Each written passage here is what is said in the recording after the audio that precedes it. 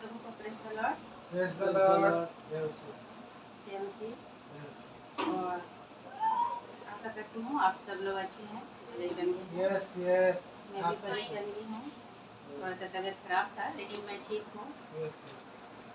हम लोग भी अच्छे हैं। ठीक है। तो वो अच्छा रखा हम लोग को। और मसीह मंथन बैठक वर्ल्ड ग्रुप से हम लोगों ने खरी शिक्षाओं को पाया। Yes. वही हम लोग शेयर कर रहे हैं, लोगों को सिखा रहे हैं, खुद भी सीख रहे हैं। और अभी के समय में बहुत ज़रूरी भी है खरी शिक्षाओं को सीखना, क्योंकि बाहर में बहुत गलत टीचिंग चल रहे हैं, है ना। तो जितनी खरी शिक्षाओं को आप लोग सीखेंगे उतना अच्छा है।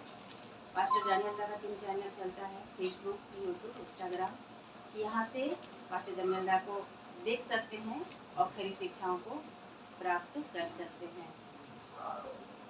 हम लोग का भी आद्रा वेस्ट बंगाल पुरुलिया करके मसीह मंथन जो पेज है हम लोग का फेसबुक पेज, आप लोग वहाँ से भी सुन सकते हैं और खरी शिक्षाओं को प्राप्त कर सकते हैं। यूट्यूब चैनल है हम लोग का, वहाँ से भी आप लोग खरी शिक्षाओं को प्राप्त कर सकते हैं। और हम लोग का चैनल भी आप लोग लाइक कीजिए, सब्सक्राइब कीजिए, और ताकि और लोगों तक भी सुसमाचार पहुँचे।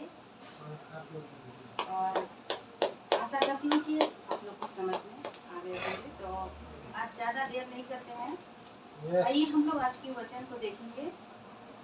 आज के वचन को हम लोग देखेंगे याकूब अध्याय 4 देखेंगे हम लोग। याकूब अध्याय 4। हाँ, याकूब अध्याय 4 हम लोग देखेंगे। यस। यहाँ हो गया सबका? यस। यहाँ पर लिखा हुआ है, तुम लड़ाइयाँ और झगड़े कहाँ से आ गए? क्या उन सुख विलास से नहीं जो तुम्हारे अंगों में लड़ते भिड़ते हैं? दूसरा पद, तुम लालसा रखते हो और तुम्हें मिलता नहीं, इसलिए तुम हत्या करते हो, तुम डाक करते हो और तुम प्राप्त नहीं कर पाते, तो तुम झगड़े और लड़ते हो। तुम्हें इसलिए नहीं मिलता कि मांगते नहीं। 3 पद, तुम मांगते हो और पाते नहीं, इसलिए कि बुरी इच्छा से मांगते हो, ताकि अपने भोग विलास में लगा दो। लेखक कितना सटीक बातें यहाँ कह रहा है। लेखक ये कहना चाह रहा है, ये कह रहा है कि तुम में लड़ाइयाँ कहाँ से आ गई? तुम में लड़ाई झगड़े ये जो बातें हैं, ये तुम में कहाँ से आ गए? अगर आज हम लोग देखें तो आज मसीहियों का जीवन में भी बहुत सारे क्या है, सुख विलास की जिंदगी चाह रखते हैं, है ना। और ये सुख विलास की जिंदगी की चाह में क्या होता है, लड़ाइयाँ झगड़ियाँ शुरू हो जाता है ना। वही चीज लेकर बोलते हैं, कहाँ से आ गए? तुम में कहाँ से आ गए? क्योंकि प्रभु ने तो ऐसा नहीं सिखाया था कि तुम सुख विलास की जिंदगी जियो। लेकिन आज ऐसे मसीह लोग पाए जाते हैं, है ना। वो अपने खुश रहने के लिए कुछ भी कर सकते हैं, किसी भी हद तक वो गिर सकते हैं। और कह रहे कि तुम्हारे अंगों में, क्योंकि अंग यानी शरीर क्या चाहता है, सुख चाहता है, यस, शांति चाहता है, चैन से रहना चाहता है। किसी का कुछ भी हो लेकिन मैं आराम से जिंदगी बिताऊंगा, है ना। लेकिन अगर मसीहियत में देखा जाए, मसीहियत में कष्ट भोगना लिखा हुआ है। कष्ट हमारे जीवन का एक हिस्सा है, लेकिन आज लोग कष्ट नहीं बिताना चाहता है और सुख विलास की जिंदगी उसकी लाइफ में आ गई। क्योंकि मसीह लोग डाह नहीं करते हैं, लेकिन आज अगर मसीह लोगों को देखोगे तो कई कई बार क्या होता है, मसीह लोग डाह करते हैं। मैं उसको देखना पसंद नहीं करता हूँ। कैसे मसीह हो तुम? उसको देख करके तुम चिढ़ते हो, जलते हो, डाह रखते हो और खुद को मसीह कहते हो, क्योंकि ऐसा तो हमारा प्रभु नहीं सिखाया है। लेकिन आज ऐसी मसीहियत हो गई है। कितनी सही बात जो लेखक याकूब जो लिखा है उन दिनों में, यानी इसका मतलब उस समय भी ऐसा था, आज भी ऐसा समय है। यस कई बार चाह के कारण अपनी मांगे जब पूरी नहीं होती है तो क्या करते हैं, लड़ बैठते हैं कि आप नहीं दे रहे हैं, मेरी आवश्यकताएं पूरी नहीं हो रही है। यस यस यस क्यों लड़ बैठते हैं? क्योंकि उनकी मांगे पूरी नहीं नहीं हो हो पा रही। रही है।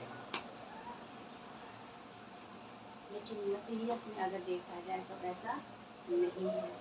लेखक कितना खूबसूरत तरीके से लिखा है इन वचन को, है ना। एक थोड़ा सा इस चैप्टर के पीछे थोड़ा सा अगर जाए, इब्रानियों का पत्री हम लोग अगर देखें, वहाँ पर भी एसाव का हिस्ट्री लिखा हुआ है। एसाव क्या किया था? अपना पहला पद मसूर दाल के लिए क्या किया था? बेच दिया था। और चाहने के बावजूद भी वो पद उनको दोबारा नहीं मिला, है ना। क्यों? क्योंकि उसको भूख लगा था। अपनी भूख मिटाने के लिए, अपनी बेचैनी मिटाने के लिए उस मसूर के दाल के चक्कर में क्या किया? उस स्थान को वो पहला था जो स्थान था वो क्या किया? बेच दिया अपने भाई के पास। क्यों? कहाँ से? क्योंकि उसके अंदर में क्या था? भूख था। उसके अंदर में सुख की चाह थी, ताकि हम खाएंगे, मेरी भूख मिट जाएगी, मुझे सुख मिलेगा, है ना। तो आज भी ऐसे लोग पाए जाते हैं और मांगते रहते हैं, मुझे ये चाहिए, मुझे ये चाहिए, मुझे वो चाहिए। जब नहीं मिलता है तो वो क्या करता है? लड़ बैठता है। हम लोग इसी तरह और एक पद को देखते हैं, इसे मिलता जुलता। हम लोग पहला यूहन्ना उसका 5 पद, उसका 14 अध्याय को देखते हैं। 5 अध्याय का 14 पद को देखेंगे। पहला यूहन्ना 5 अध्याय उसका 14 पद को हम लोग देखेंगे।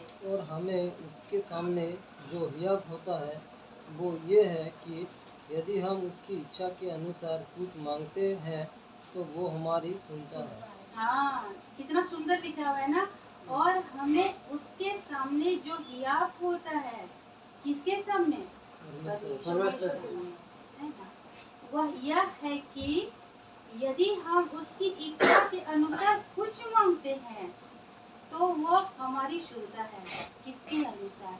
उसके परमेश्वर के अनुसार, हमारे प्रभु यीशु मसीह के अनुसार। यस हम उसके अनुसार मांगते हैं तो हमें मिलता है, और अगर नहीं मिलता है तो हमें क्यों नहीं मिलता है? क्योंकि प्रभु देना नहीं चाहता है। इसलिए नहीं देना चाहता है कि या तो तुम उसको भोग विलास में उड़ा दोगे या तो सुख सुविधाओं में खर्च कर दोगे। उस कारण से भी कुछ चीजें नहीं मिलती है, क्योंकि परमेश्वर से ज्यादा मनुष्य को कौन समझ सकता है? यस यस है ना। तो परमेश्वर जानता है कि मनुष्य की आवश्यकताएं क्या है। कई बार लोग सिर्फ मांगने के लिए आता है, भिखारी की तरह। प्रभु मेरा ये कर दो, प्रभु मेरा वो कर दो, प्रभु मेरा ये करो। वाह, लगता है कि ठेका लेके रखा है प्रभु आपका, लेकिन प्रभु करता है, ऐसा बात नहीं है। लेकिन आपकी मांगने का जो सिस्टम है, आप मांगने की जो चाह है, उस चाहत में भी प्रभु की इच्छा होनी चाहिए। क्यों नहीं मिलेगा? तो कई बार इंसान को इसलिए नहीं मिलता है क्योंकि प्रभु ही नहीं चाहता है कि उसको मिले, है ना। वही ना वचन में लिखा है, तब बहुत सुंदर तरीके से लिखा है। मैं और एक बार पढ़ना चाहती हूँ। और हमें उसके सामने जो हियाव होता है वह यह है कि यदि हम उसकी इच्छा के अनुसार कुछ मांगते हैं तो वह हमारी सुनता है। फिर इसी पद में ही 15 में लिखा है, जब हम जानते हैं कि जो कुछ हम मांगते हैं वह हमारी सुनता है तो यह भी जानते हैं कि जो कुछ हमने उससे मांगा वह पाया है। यस, हालेलुया, हमारा परमेश्वर देने वाला परमेश्वर है। हालेलुया। लेकिन कई बार हमें इसलिए भी नहीं मिलता है क्योंकि हमारी मांगने जो मांगते हैं हो सकता है वो चीजें हमारी जरूरत नहीं है। या तो हम भोग विलास में वो सारी चीजें हम उड़ा देंगे या तो उस चीजों की हमें कदर नहीं होती है ना। या सुख विलास में हम उसको खत्म कर सकते हैं। फिर हम 4 पद देखते हैं। हे व्यभिचारिणियों, क्या तुम नहीं जानती कि संसार से मित्र करनी परमेश्वर से बैर करना है। अतः जो कोई संसार का मित्र होना चाहता है वह अपने आप को परमेश्वर का बैरी बनाता है। लेखक बोल क्या बोलता है कि हे व्यभिचारिणियों, किसको बोल रहा है? जो संसार से संसार के लोग नहीं, ये संसार के लोग नहीं हैं। जो है दूसरा करता है। ये वही लोग हैं, जो विश्वास करते हैं। विश्वासी लोग ही आज इस तरह हो गए हैं। उस समय भी थे ऐसे लोग। लेखक उन लोगों को क्या बोल रहा है कि तुम्हारा व्यभिचारियों क्यों बोल रहा है? क्योंकि तुम सुख विलास की चाह में तुम व्यभिचारिणी हो गए हो। यानी तुम्हारी आपका आवश्यकता प्रभु से ज्यादा आपका भोग विलास में आपका जीवन बीत रहा है। चाह रखता है। इसीलिए लेखक ये बोलना चाह रहा है कि हे व्यभिचारिणियों, क्या तुम नहीं जानती कि संसार से मित्रता करनी परमेश्वर से बैर करना है। क्योंकि संसार से जब आपकी मित्रता हो जाती है तो आप क्या करते हैं? परमेश्वर का बैरी बन जाते हैं। यस, परमेश्वर नहीं चाहता है कि आप संसार का अधीन में जाओ। संसार जो चाह रखता है तुम भी वो चाह रखो, परमेश्वर नहीं चाहता है। आज विश्वासी लोग को क्यों कहा जाता है विश्वासी? क्योंकि उनका विश्वास परमेश्वर पर, प्रभु यीशु मसीह पर यस, है। यस, इसीलिए वो विश्वासी हालेलुया, कहलाते हैं। यस, यस, संसार के लोग को विश्वासी क्यों नहीं कहता है? क्योंकि उनका विश्वास अभी तक संसार में है, यस, परमेश्वर पर नहीं है, प्रभु यीशु पर नहीं है ना। तो लेखक वही बोल रहा है कि तुम व्यभिचारिणियों कह रहा है, तुम अगर तुम मसीह होकर के संसार में अगर दोस्ती करते हो, संसार की चाह रखते हो, संसार की जो लोग जैसे जिंदगी जीता है, आप भी ऐसा जिंदगी अगर जीना चाहते हो तो तुम व्यभिचारिणी ही तो कहलाओगे। जरूरी नहीं है कि तुम किसी के साथ गलत करो तब तुम व्यभिचारिणी कहलाते हो। परमेश्वर के अलावा तुम अगर संसार से तुम रिश्ता रखते हो, रिश्ता तुम्हारा संसार में ज्यादा आ जाता है, तुम व्यभिचारिणी ही कहलाओगे तुम, है ना। इसमें कोई बड़ी बात नहीं है। वही चीज लेखक बोलता है कि हे व्यभिचारियों, क्या तुम नहीं जानती कि संसार से मित्रता करनी परमेश्वर से बैर करना है। अतः जो कोई संसार का मित्र होना चाहता है वह अपने आप को परमेश्वर का बैरी बनाता है। कितना क्लियर लिखा हुआ है। अंदर हो जाओ। 5 पद। क्या तुम यह समझते हो कि पवित्र शास्त्र व्यर्थ कहता है? लेखक बोला क्या तुम व्यर्थ समझते हो कि पवित्र शास्त्र में जो लिखा हुआ है? क्योंकि पवित्र शास्त्र की बातें व्यर्थ में नहीं है। मनुष्य की बातें व्यर्थ हो सकती है, परमेश्वर की बातें व्यर्थ कभी नहीं हो सकती है। जिस आत्मा को उसने हमारे भीतर बसाया है, क्या वह ऐसी लालसा करता है जिसका प्रतिफल डाह हो? लेखक बोल रहा है कि जिस आत्मा को हमारे भीतर बसाया है, कौन सी आत्मा? पवित्र आत्मा, होली स्पिरिट, जो हमारे अंदर बसाया है, क्या ऐसी चाह रखता है कि भोग विलास की जिंदगी जियो? नहीं, ऐसी लालसा पवित्र आत्मा नहीं रखता है। आइए हम लोग देखते हैं कि पवित्र आत्मा हमें क्यों दिया गया है और पवित्र आत्मा क्या चाहता है। हम लोग देखेंगे गलतियों 5:22। गलतियों 5:22, वहाँ पर हम लोग देख सकते हैं कि पवित्र आत्मा का गुण क्या है और पवित्र आत्मा कैसी चाह रखता है। 5:22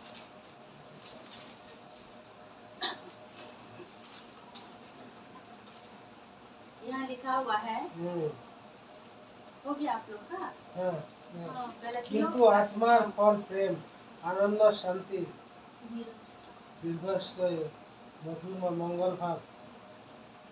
यहाँ पर लिखा हुआ है, पर आत्मा का फल प्रेम आनंद शांति धीरज कृपा भलाई विश्वास नम्रता और संयम है। ऐसे कामों के विरोध में कोई भी व्यवस्था नहीं है। ये है पवित्र आत्मा की चाह। तो ये हमें डाह करना सिखाता है? नहीं सिखाता है। और पवित्र आत्मा हमें डाह करना और झगड़ा करना नहीं सिखाता है। लेकिन आज मसीहियों की हालत ऐसा हो गई है कि उनके अंदर में डाह आ गया है। कई बार क्या बोलता है कि हम उसको देखना तक पसंद नहीं करते हैं और खुद को मसीह कहते हो। यहाँ की बातें वहाँ की बातें करते हो, खुद को मसीह कहते हो। सबसे पहली बात तो आपके अंदर में पवित्र आत्मा है ही नहीं, क्योंकि पवित्र आत्मा जिसके अंदर में होता है वो ऐसी बातें नहीं करता है। डाह की बातें झगड़ा की बातें वो नहीं करता है, क्योंकि पवित्र आत्मा की बातें तो ये है आत्मा का फल जो हम लोगों ने देखा। कितना सटीक है ना हमारा प्रभु। यस यस धन्यवाद पिता। फिर हम लोग 6 पद को देखते हैं। वह तो और भी अनुग्रह देता है, और क्योंकि हमें अनुग्रह इसलिए देता है जब हम कष्ट में होते हैं तो हमें हिम्मत देता है, साहस देता है।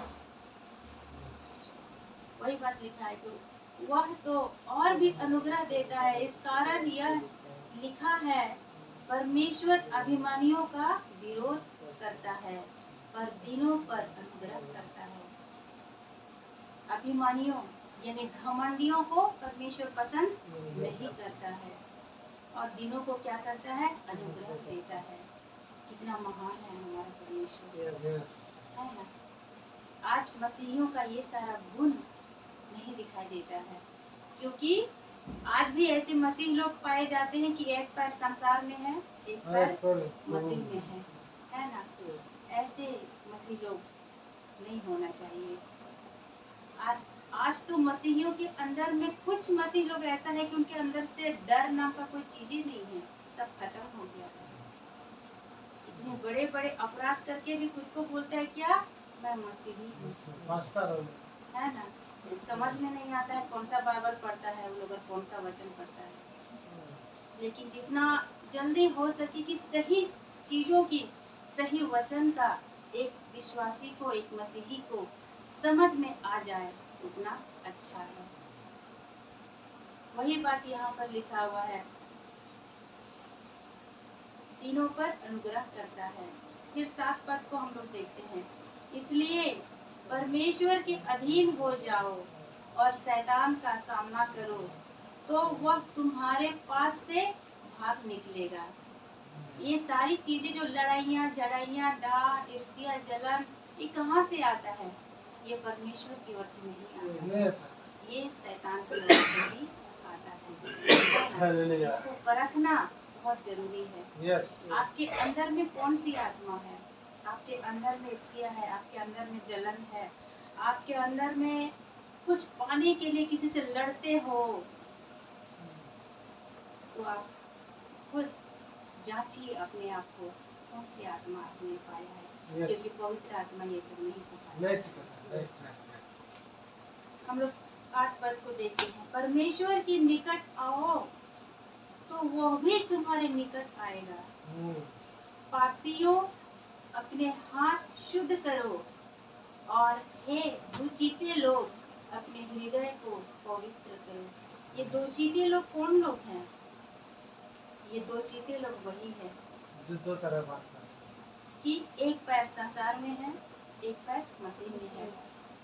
दो चीते लोग वही है। आप थिएटर भी जा सकते हैं, आप मसीह में भी रह सकते हैं। आप पिक्चर भी देख सकते हैं, मसीह के साथ संगति भी कर सकते हैं। कोई दारू भी पी सकता है, कोई सिगरेट भी पी सकता है, गलत रिश्ते में भी रह सकता है और मसीह के साथ भी रह सकता है। ये वही लोग हैं, दो चीते लोग। ऐसे लोग प्रभु पसंद नहीं करता है ना।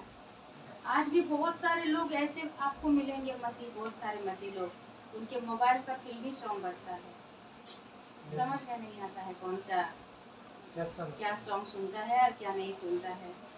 तो दो चीते लोग वही लोग होते हैं। ऐसे लोग, विशेष करके मसीह में अगर ऐसे लोग हैं तो बहुत जल्द अपने आप को सही करो, या तो तुम संसार में वापस चले जाओ। आप जैसे लोगों की वजह से मसीहियत बदनाम होता है। फिर हम लोग 9 पद को देखते हैं। दुखी हो और शोक करो और रोवो, तुम्हारी हंसी शोक में और तुम्हारा आनंद उदासी में बदल जाए। प्रभु के सामने दिन बनो तो वह तुम्हें शिरोमणि बनाएगा। क्या बोलता है कि प्रभु के सामने दिन बनो, वो तुम्हें शिरोमणि बनाएगा। कितना खूबसूरत बातें है ना। लेकिन आज आदमी के पास तो जो कुछ थोड़ा बहुत अगर आ जाता है तो उसका अहंकार का ठिकाना नहीं रहता है। मैं ये हूँ, मैं वो हूँ, है ना। लेकिन वचन बोलता है क्या, तुम दीन बनो तो तुम्हें शिरोमणि बनाएगा। ऐसे बहुत सारे हम लोग बाइबल में ऐसे लोगों की बातें हम लोग जानते हैं। अय्यूब है, नूह है, एलिया है। बहुत कष्ट लाइफ जिया था इन लोगों, लेकिन परमेश्वर के वचन से टस से मस नहीं हुआ था। ऐसे लोगों को खुदा आदर देता है, रिस्पेक्ट करता है। हम सीख सकते हैं इन लोगों का जीवन से कि एक मनुष्य किस तरह जीवन जीना चाहिए परमेश्वर के साथ। हम 11 पद देते हैं।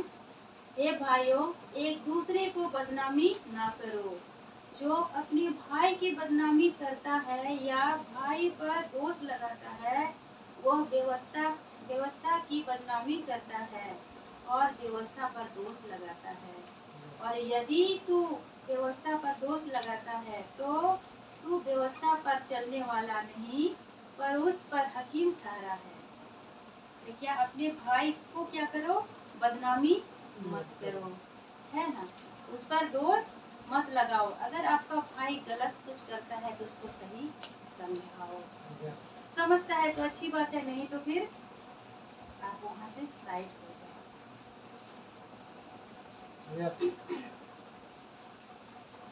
12 पद, व्यवस्था देने वाला और हकीम तो एक ही है, जो बचाने और नाश करने में समर्थक है। पर तू कौन है जो अपने पड़ोसी पर दोष लगाता है ना। हम लोग थोड़ा देर पहले ही हम लोगों ने पढ़ा भजन संहिता में ना, कि एक धर्मी व्यक्ति अपने पड़ोसी की निंदा नहीं करता है और अपने पड़ोसी की बुराई नहीं सुन सकता है ना। ये धर्मी व्यक्ति का क्या है, पहचान है।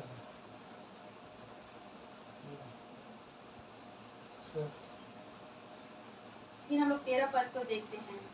तुम जो यह कहते हो, आज या कल हम किसी और नगर में जाकर वहाँ 1 वर्ष बिताएंगे और व्यापार करके लाभ कमाएंगे, और यह नहीं जानते कि कल क्या होगा।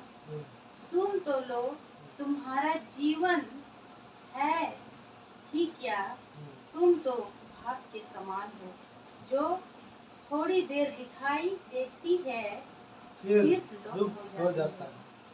बोलता है, लेखक बोल रहा है कि तुम क्या हो, तुम्हारा जीवन का मूल्य क्या है ना। थोड़ी देर दिखाई देते हो फिर लुप्त हो जाते हो। सचमुच में एक इंसान, एक मनुष्य तुम कितने भी धन दौलत कमाओ, यस कुछ भी करो, लेकिन एक दिन ये छोड़कर इस दुनिया को जाना है तुमको पड़ेगा। भाप की तरह तुम उड़ जाओगे, यस लोप हो जाओगे, Look. दिखाई नहीं दोगे, राइट है ना। यस लेखक बहुत खूबसूरत तरीके से लिखा है। और लेकिन कई बार इस संसार की अभिलाषाओं से मसीह लोग भी क्या हो जाता है, मगन हो जाता संसार में घुस जाते हैं, है ना। जबकि वो जानता है कि जीवन भाप की तरह है। यस यस हम लोग और एक पद को देखते हैं, पहला यूहन्ना 4:20। पहला यूहन्ना 4 का हम लोग 20 देखेंगे। যদি কেহ বলে আমি ঈশ্বরকে প্রেম করি আর আপন ভাতাকে ঘৃণা করে সে মিথ্যাবাদী, কেননা যাহাকে দেখিয়াছে আপনার সেই ভাতাকে যে প্রেম না করে সে যাহাকে দেখে না সে ঈশ্বরকে প্রেম করতে পারে না। हाँ, यहाँ पर लिखा हुआ है, यदि कोई कहे मैं परमेश्वर से प्रेम रखता हूँ और अपने भाई से बैर रखे तो वह झूठा है, क्योंकि जो अपने भाई से जिसे उसने देखा है प्रेम नहीं रखता, तो वह परमेश्वर से भी जिसे उसने नहीं देखा प्रेम नहीं रख सकता है। कोई व्यक्ति अगर बोलता है कि मैं परमेश्वर से प्रेम रखता हूँ और अपने भाई को उसको क्षमा नहीं कर पाता है, उसके भाई कष्ट में है, उसको हेल्प नहीं कर सकता है, उसको मदद नहीं कर सकता है, और बोलता है क्या कि मैं परमेश्वर को प्रेम करता हूँ, तो वो व्यक्ति झूठा है। क्योंकि परमेश्वर जानता है क्या, परमेश्वर जानता है कि जो अपने भाई से प्रेम करता है वही मुझसे प्रेम करता है। आप इधर दिखावा के लिए आप बोलोगे मैं परमेश्वर से प्रेम रखता हूँ और अपने भाई को भी आप प्रेम नहीं कर सकते हो, है ना। तो ये झूठा प्रेम है। राइट राइट ऐसा प्रेम दिखावा प्रेम नहीं चाहिए परमेश्वर को। यस जो दिल में जो है आपका अपना भाई के लिए वही प्रेम चाहिए परमेश्वर को।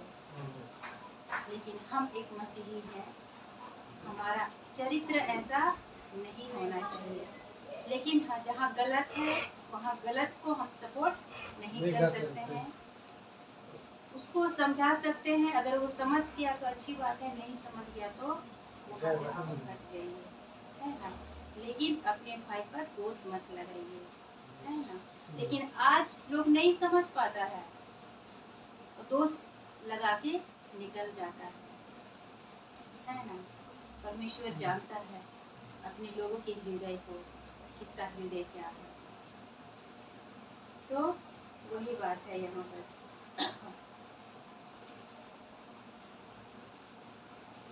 फिर 15 पद, इसके विपरीत तुम्हें यह कहना चाहिए, यदि प्रभु चाहे तो हम जीवित रहेंगे और या वह काम भी करेंगे, पर अब तुम अपने डींग मारने पर घमंड करते हो, है ना। एक विश्वासी का बोल क्या होना चाहिए कि अगर प्रभु चाहेंगे तो, है ना।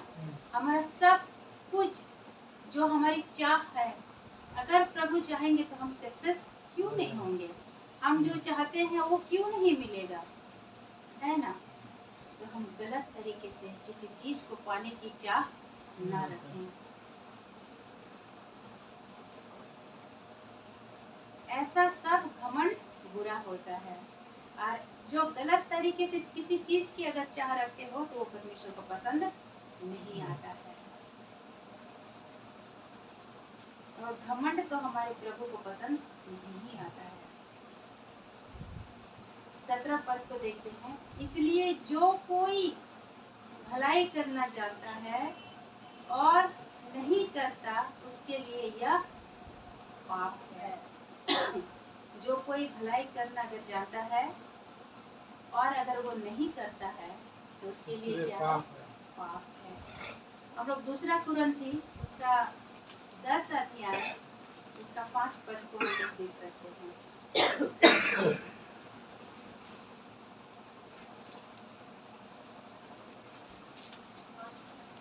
दूसरा कुरिन्थी उसका 10 अध्याय उसका 5 पद को यहाँ इस तरह लिखा हुआ है, इसलिए हम कल्पनाओं का और हर एक ऊंची बात का जो परमेश्वर की पहचान के विरोध में उठती है खंडन करते हैं और हर एक भावना को कैद करके मसीह का आज्ञाकारी बना देते हैं, है ना। मसीह के विरोध में जो बातें अगर उठती है तो उसको क्या करते हैं, खंडन करते हैं, क्योंकि हमारा जीवन जो है वो परमेश्वर से अलग नहीं होना चाहिए। हमारा जीवन प्रभु यीशु मसीह से अलग नहीं होना चाहिए। अगर ऐसा चीज अगर उत्पन्न होता है हमारे अंदर में तो हम उसको क्या करते हैं, खंडन करते हैं, क्योंकि हम अपने प्रभु मसीह के अलावा किसी दूसरी चीजों की चाह ना रखें। यस है ना। अगर प्रभु चाहेगा तो हमको जरूर देगा उचित समय पर जो चीजें मुझे आवश्यकता है। हम गलत तरीके से किसी चीजों की चाह ना रखें, है ना। आज हम लोगों ने यही सीखा, याकूब का पत्री से हम लोगों ने यही सीखा है, संसार से मित्रता करना, परमेश्वर से वैर करना होता है ना। तो हम एक विश्वासी होने के नाते, एक मसीह होने के नाते हमारा जो रिश्ता है वो मसीह के साथ ही रहे, किसी और चीजों में हम ज्यादा ना बिलीव हो जाए, नहीं तो हमारा प्रभु से हमारा रिश्ता अलग हो जाएगा। यस यस आज बहुत तरह के लोग अमीर बनने के लिए नाना प्रकार की चीजें अपनाते हैं, लेकिन हम अमीर वैसे ही हैं। क्यों अमीर हैं पता है? क्योंकि हम प्रभु यीशु मसीह को जानते हैं। Yes hallelujah. संसार के लोग प्रभु यीशु मसीह को नहीं जानते हैं, अगर जानते भी हैं उसको मानते नहीं हैं, लेकिन हम ऐसे ही अमीर हैं। यस हमें सत्य को जाना है। यस यस इसने कहा है कि मार्ग सत्य जीवन नहीं। यस तो मैं हूँ अमीर, भले ही मेरे पास औरों की तरह लग्जरी लाइफ नहीं है, लेकिन मेरे पास मेरे यीशु है, वो ही मेरा लग्जरी लाइफ है। Yes yes hallelujah. मैं घमंड करती हूँ उस खुदा पर, कमन क्योंकि मुझे दुनिया से चुन के अलग किया है अपने लिए। हो सकता है इस संसार में आज मेरा कष्ट है, लेकिन मुझे पता है कि एक दिन जब मैं जाऊंगा इस दुनिया को छोड़ के, बहुत खुशकिस्मत होऊंगा मैं उनको सामने देखकर। यस यस यस यस हर एक चाह मेरी दूर हो जाएगी। Yes yes yes hallelujah. और यही मेरी चाह है, यस मेरा प्रभु यीशु मसीह के अलावा दूसरा कोई चाहत नहीं, यस मेरा सब कुछ वही है। राइट। जब मेरे पास सच्चाई नहीं था, मैं भी औरों की तरह भीड़ में भटकते रहती थी, नाना प्रकार की चीजों की चाह रखती थी। जब मुझे प्रभु यीशु मिल गया, मेरा हर एक चाह दूर हो गया। मेरा सब कुछ, मेरा पहला स्थान, सब कुछ मेरा वही है। मुझे जीने की राह मिल गया, एक रास्ते मिल गया। जिस तरह पौलुस कहता है ना कि मेरे लिए जीना भी लाभ और मरना भी मरना भी लाभ। Yes hallelujah. मैं भी ऐसे ही चाह रखती हूँ, और मैं खुदा से यही कहती हूँ कि प्रभु मैं जब तक जिंदा हूँ मैं आपके कार्यों को करते रहूँ। यस यस और मैं आशा करती हूँ कि आप लोग भी फेसबुक के माध्यम से, यूट्यूब के माध्यम से हम लोग को सुनते हैं, तो जरूर आप लोग सत्य को खोजें, अपने जीवन को क्योंकि मनुष्य के पास दूसरा कोई ऑप्शन नहीं है, क्योंकि उद्धार से प्रभु यीशु मसीह ही दे सकता है। यस दूसरा हालेलुया। कोई नहीं दे सकता है। राइट। आज संसार में बहुत तरह से लोग फंसा हुआ है, यस लेकिन हम लोग बादशाह सिकंदर का हिस्ट्री सब कोई जानते हैं। दुनिया में बहुत दबदबा था उनका, यस लेकिन जब मर गया तो क्या लेके गया? कुछ लेके नहीं गया, खाली हाथ। बल्कि खाली हाथ दिखा के गया दुनिया को कि मैं सब कुछ प्राप्त किया पृथ्वी पर, लेकिन आज मैं कुछ लेके नहीं जा रहा हूँ। यस ऐसे दौलत को हम क्या करें? यस जब तक हम पृथ्वी पर हैं उस खुदा के कामों को ईमानदारी के साथ करें, तो Yes. दौलत हमारा एक दिन वैसे ही स्वागत करेगा वहाँ। यस यस हमारी दौलत ही हमारा प्रभु यीशु है। यस मैं आशा करती हूँ कि आज सुंदर वचन से सभी को ब्लेसिंग हुए हैं। यस जितने भी हालेलुया लोग सुनेंगे सुंदर वचन से हालेलुया। जरूर ब्लेसिंग होंगे, है ना? आइए हम लोग प्रार्थना की ओर जाते हैं। हालेलुया